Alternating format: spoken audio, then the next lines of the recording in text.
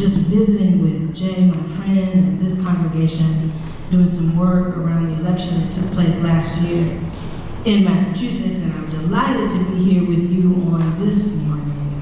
I bring you greetings from Philadelphia, where it's slightly warmer there. Bring you greetings from my family, Kentina and Sophia, and from the Fellowship of Affirming Ministries, where I serve in ministry leadership. I want to pray. Can we pray?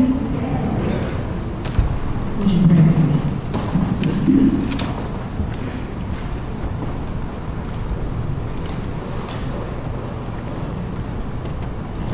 Spirit of the living God, fall fresh on me.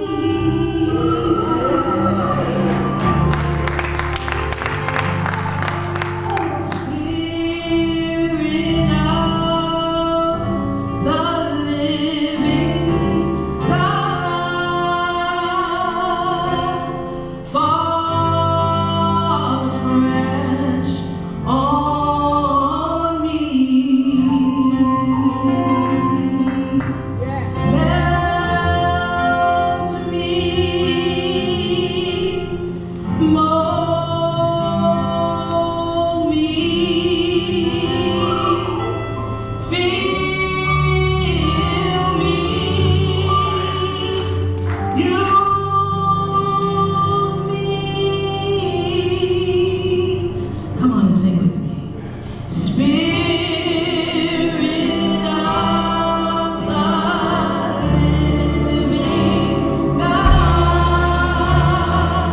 fall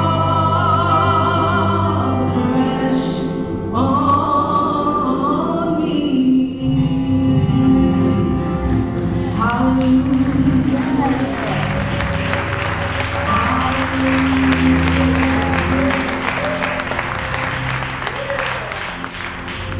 Let God's people say, amen.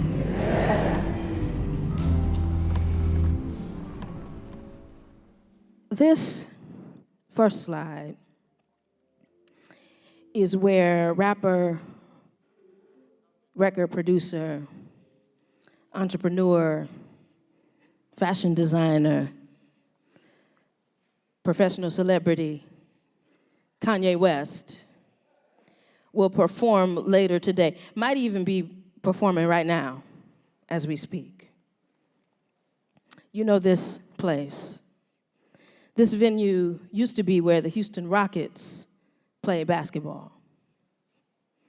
And it's now Lakewood Church, where the average weekly attendance is more than 52,000 every week. Now, when the Lakewood congregation first moved into the former Compaq Center in 2005, they were required to pay $11.8 million in rent in advance for the first 30 years of the lease. That's like a little bit beyond first, last, and security. They spent then additionally $100 million more to renovate the arena to suit their needs. So it means something. It makes sense, I think, that Kanye chose Lakewood to host his Sunday service this month, because throughout his career, Kanye has been as interested in making a good scene as he has been interested in making good music. I don't know if y'all experience Kanye in that way. So Lakewood, with the dazzling lights and the awe-inspiring views, there's not a bad seat in the house.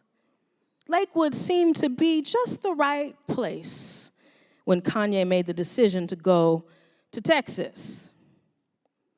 And what with Kanye's public commitment to the current administration, Lakewood also seems to be the right kind of political fit, too. Look at this picture of the outside of Lakewood Church. Good fit politically, given Kanye's dispositions. Now, this is not a sermon about Kanye's political choices, artistic choices, although there is a sermon there that perhaps should be preached. I don't know about your experiences, but I grew up in a Black Baptist church on the west side of Detroit. And in my church, we had offertory envelopes. Y'all know what. And on the offertory envelopes, there was a line for the building fund.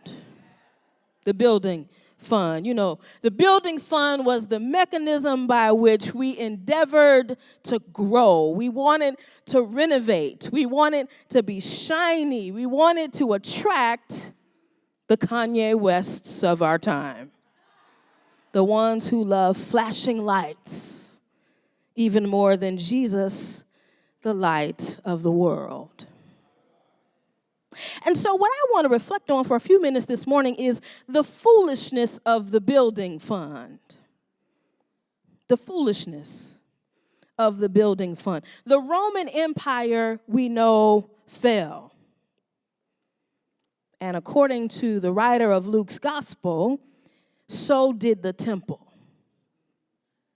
And this morning, I am compelled to think about the folly of investing in a building that will ultimately fall down.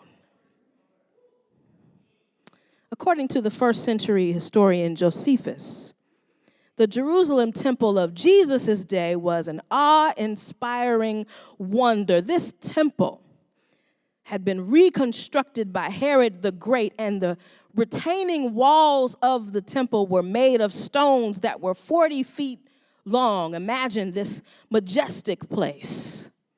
The temple occupied a platform twice as large as the Roman Forum and 4 times as large as the Athenian Acropolis. This was a mega church, y'all. Herod reportedly used so much gold to cover the outside walls that anybody who gazed at these walls in the bright sunlight risked going blind. This was a gaudy little church. I suppose that the temple worshipers had a successful building fund campaign. And I'm sure that for them, maybe like for us, maintaining the grandeur of this temple, the glory of this temple, was everybody's full-time job. No wonder then that we see at the beginning of this Luke passage people fawning over their house of worship. Look at the beautiful stones that line our narthex. Jesus, can't you see them? Look at the tithers' wall where we got everybody's name listed, the ones who gave gifts dedicated to God. Jesus, look at the wall. But Jesus, you know, is Jesus. And Jesus is not impressed. Instead, he actually responds to their admiration with a chilling prediction. Jesus says, as for these things that you see, the days will come when not one stone will be left upon another. All will be thrown down. Jesus and the people are looking at the stained glass and at the golden chalice and the plush pews. But it is clear that Jesus sees something different here. The people see their own worthiness, and Jesus sees their internalized colonization. The people see their strength and permanence. But Jesus sees fragility and ruins. The people see power and certainty, and Jesus sees loss and change. The people feel awe and wonder, but Jesus laments. Jesus laments their lack of true imagination about what's possible, what's available, the deeper and truer ways they can experience God's presence beyond the building. Jesus sees that everything has to break and buckle and end before new life is possible, before hope will emerge. This passage from Luke's gospel is often categorized as apocalyptic.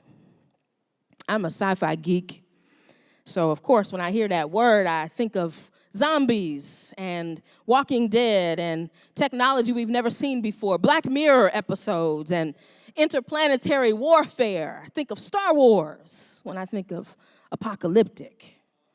But in fact, all apocalypse means is unveiling.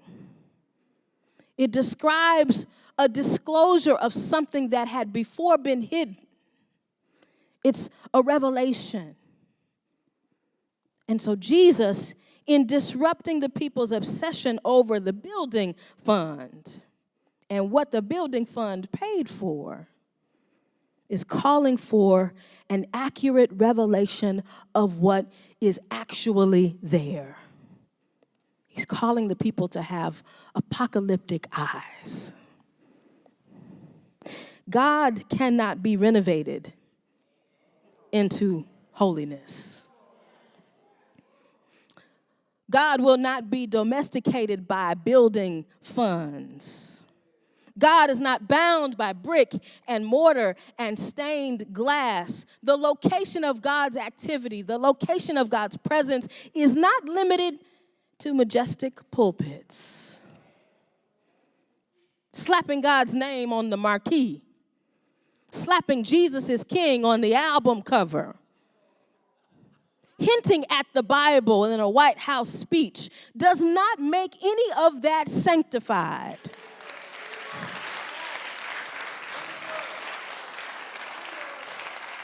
God is unbothered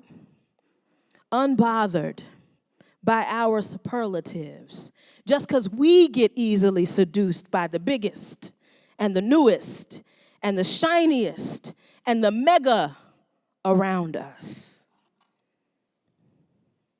One of my favorite theologians is Barbara Brown Taylor, and she has a sermon collection called God in Pain. And in that sermon collection, she argues that disillusionment is actually essential to Christian life. I want to read some of her sermon. She says, disillusionment is literally the loss of an illusion about ourselves, about the world, about God. And while it's almost always, she says, a painful thing, it's never a bad thing to lose the lie we have mistaken for the truth. Disillusioned, we come to understand that God does not conform to our expectations. Thank God for Jesus. We get a glimpse of our own relative size in the universe, and we see that what we think about what God should be doing or how God should be acting does not really matter. We review our requirements of God and we recognize them as our own fictions. Disillusioned is how we get to find out what is not true. And we are set free to seek what is true if we have the courage to do it.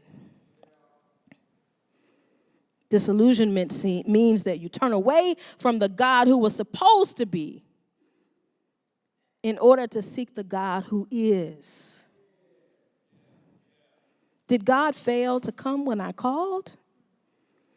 Well, perhaps God then is not a minion I can beckon. Oh, don't nobody want to say amen to that.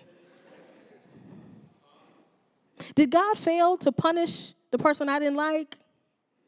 Well, perhaps God is not a police officer who goes after my bad guys.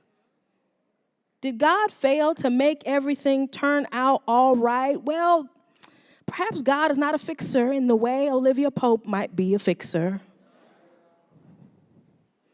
Over and over again, my disillusionments, my disappointments draw me deeper into the mystery of God's being, the mystery of God's doing.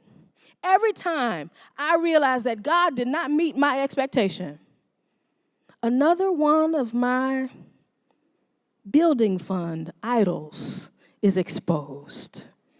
Another curtain is drawn back so I can see what I put in God's place. If that's not God, then who is God? If the Compact Center is not God, who is God? This is the question of a lifetime. It's a scary question because we've got to push past the curtain and the veil and the mask until it becomes clear who God is. Beyond my poor and stingy imagination, God is actually greater than my imagination. God is wiser than my own wisdom. God is utterly beyond my control. And so I think what Jesus does in this text is to pop the disciples' bubbles. He is the catalyst for their disillusionment. So I want us to ask ourselves this morning, what illusions have I mistaken for the truth? Oh, it's quiet.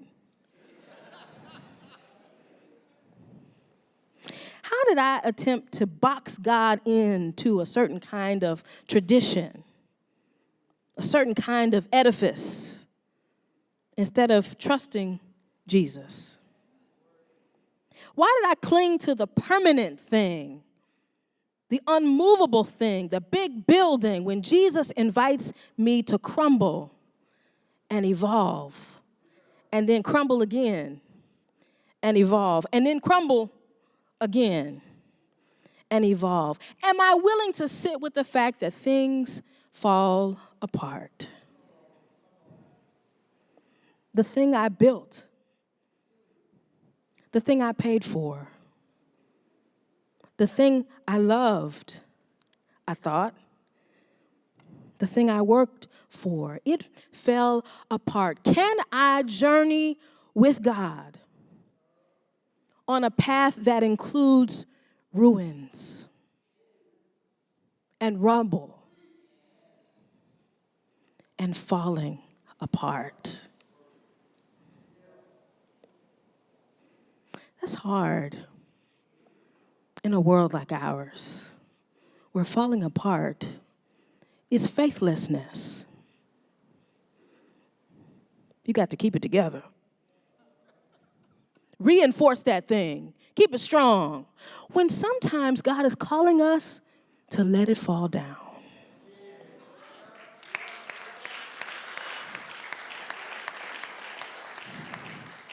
Let it crumble.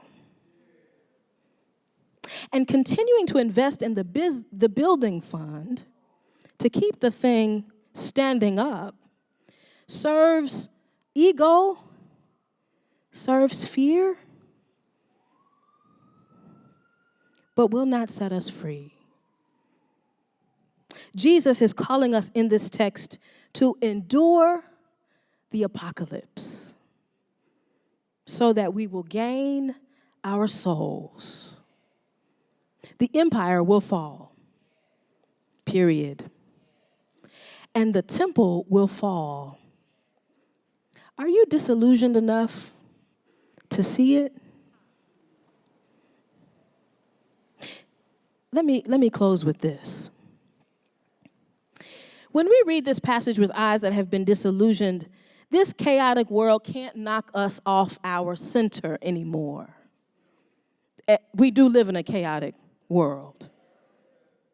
When we have the courage to reject the notions of grandeur that threaten to overwhelm us and seduce us, we can gain some perspective about what's going on around us. The temple is just falling, y'all. Empire is falling. When doctors refuse to treat people who need care, that's actually what's happening. Because they claim that God told them they can't provide care for the person who needs care, the temple is falling. The temple is falling. When the earth shakes and the temperature burns us up because the earth is groaning under the weight of human denial and human neglect, that's empire falling.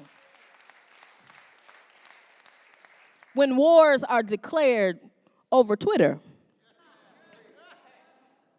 that's just the structure coming down. When preachers are preaching the gospel of wealth and prosperity, that's buildings falling. When politicians are capitalizing on racial resentment to close borders with one hand and raise taxes with the other hand, the temple is falling, y'all. That's all. Jesus says, don't be terrified. Don't give in to despair. Because God is not where people often say God is. That's what this passage is saying. People are going to say it's God, but you know it ain't God. God does not make us dread and tremble. God is not an unjust judge. No, Paula White, God does not need our seed of $229 to show up and show out in our lives.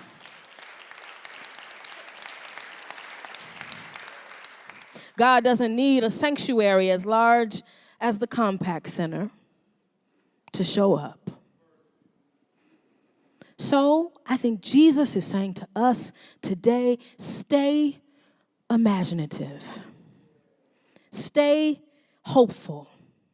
Stay prophetic. Beyond the buildings, beyond the shiny things, expect that things will get hard. Yep, the passage is saying that. Know that stuff will be hard, but speak truth anyway. Do it scared. Do it scared. Let the building fall. I know we're exhausted. I don't know about y'all. I'm exhausted. The headlines just keep breaking my heart over and over and over and over and over and over. These are terrifying times, but see what God is doing in the apocalypse. See that God is pulling back the curtain. God is ripping off the masks. God is bulldozing those structures. Let God do it. That's all I want to say. So let God do it.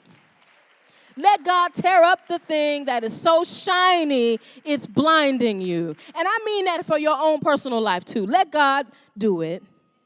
Let God poke holes in the lies that you keep telling yourself that distract you from your grounding. Let God do away with the stuff that destroys us. Let God shake up the world so we can make it over again. And know this, God is with us in the rubble. God is with us in the ashes of what used to be. God is with us in the ruin. And what? By our endurance, we will gain our souls. By our endurance, we will gain our souls. Gain your soul today. Thanks be to God. Amen.